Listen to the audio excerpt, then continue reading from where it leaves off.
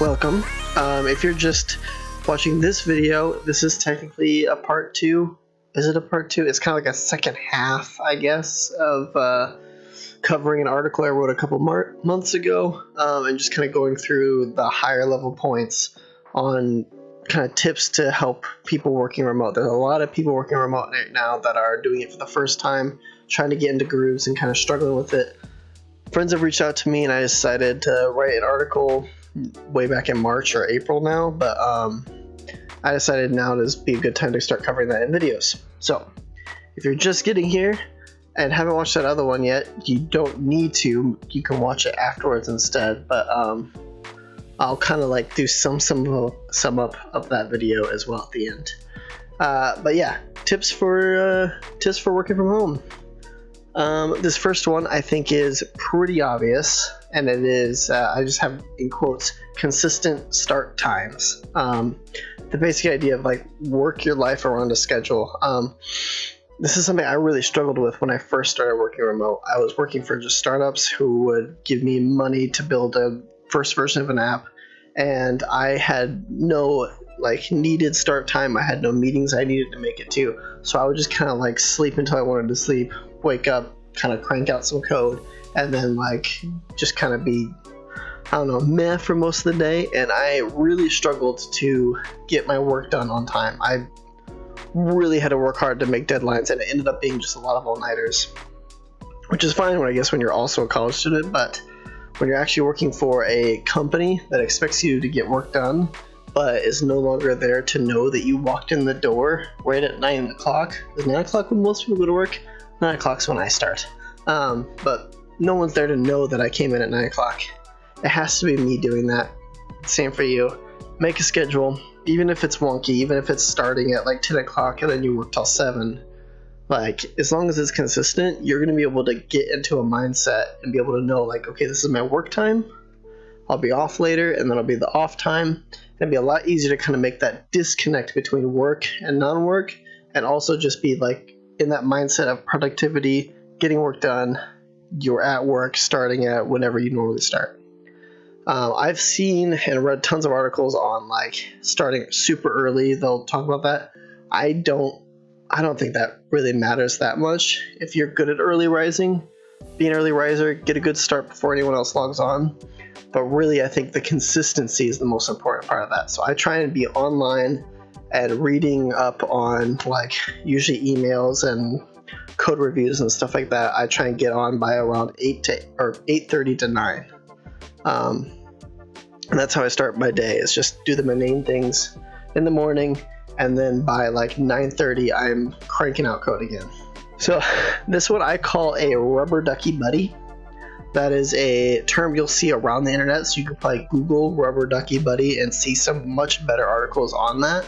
But the general concept of a rubber ducky buddy is that you just have someone that you can discuss your problems with, and even if they never respond, just that act of discussion can really help you problem solve and figure out whatever you're working on, and kind of help you just work through stuff. The ability to communicate with others and collaborate is really the biggest thing we're missing when working from home. And sometimes, even if they're not really giving solid input, just existing next to you, just discussing stuff can help out so much when you're working on projects.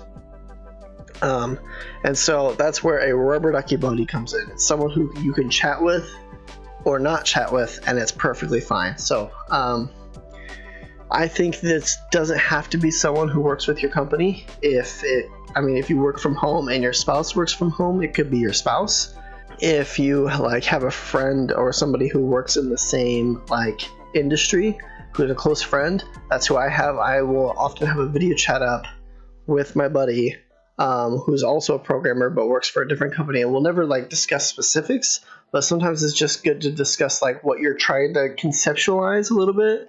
And just that act of working through stuff with somebody else really, really helps. I think the best thing you could do is, if you have coworkers who are willing to do this too, if you're just heads down anyway for a while and someone else is heads down for a few hours, see about hopping on a video call with them.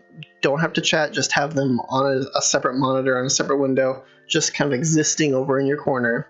And if you do need to talk through something, they're there to talk to. Otherwise, you guys keep ignoring each other and keep working through stuff.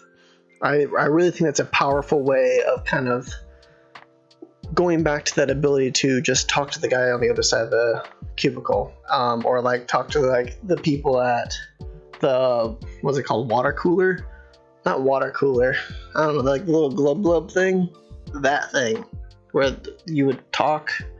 I've never been in a real office, at least not for very long, like one summer internship. Anyway, yeah, get a rubber ducky buddy. It's just someone to talk with. If you've never heard the term, Google it, because there are much better article things.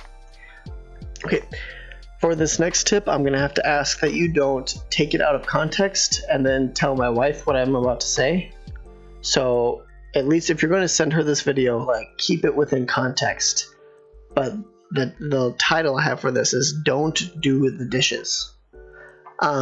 This is really, really hard when you first start working from home, because you walk around your house and you can see things that need to get picked up, dishes that need to be done, trash that needs to get taken out, and it's so easy to just go and do that. But then the day you're supposed to be working, and it is so easy to go down and set a coffee cup, you know, into the sink, and then realize like, oh, I should probably put it in the dishwasher. Then you open up the dishwasher and it's clean, so you unload it, then put it in there. As long as you're putting the coffee cup in, might as well like go in a couple other things that are in the sink. You rinse them out for a bit, and suddenly, instead of taking like a 5-minute or less break to just run downstairs and put your coffee cup in the sink, you've now done the dishes and you've missed like 20 minutes of work. And as weird as it sounds, don't do chores around your house basically while on work time, just because one thing can lead to another, and it's really easy to just start skipping out on work to get good things that need to be done. It's just you can't, you know, take care of your house and work at the same time. I think you get my point, but the gist of it basically is if you have cleaning that needs to be done, set aside time that you would normally outside of work to do that cleaning and keep up your house still. Don't let it get into a mess. Don't never do your dishes. But just don't do your dishes on your company's time, because it's going to distract you. You're going to get off task and you will no longer be productive and be out of that kind of like work mindset. You're a home mindset. When you're at work, don't do chores. It's an easy rule. All right, just a couple more, and these are going to be mostly focusing on avoiding burnout. So first up is try and meet people for lunch. That is, talk to other human beings just face to face, at least. Right now we live in a world where going out to eat really is something you should generally avoid. But I think that there's a certain mental capacity that you need to kind of keep up as well. Like, stay home as much as you can, but at some point you need human interaction. And so be safe, go to restaurants where you know you can socially distant, and get lunch with some people, whether it's friends, coworkers, you work in the same town, whatever. But go and grab a quick lunch. If you feel more comfortable, maybe eat outside, or have them like eat, you know, like if you have a deck, have them come over and eat outside at your house if you don't want to actually go to a restaurant, things like that. But find coworkers, find anybody, friends, and just grab lunch, talk about something other than work, and have human interaction outside of the walls that are your office and house, because you need that. You need to get out sometimes. Having your rubber ducky buddy up on a monitor is great, but can't fulfill everything you need in human interaction. You need to talk to real people in their face to face, whether you work from home or an office. And since we work from home, just grab lunch with some people. So, and kind of in addition to that, kind of like a subsection is,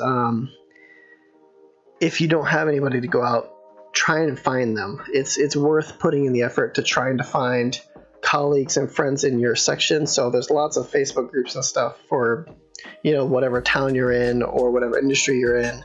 And you can find meetups for, like, I know for developers, there's like meetups for web developers and database developers and like mobile developers, all in meetings separately in my city.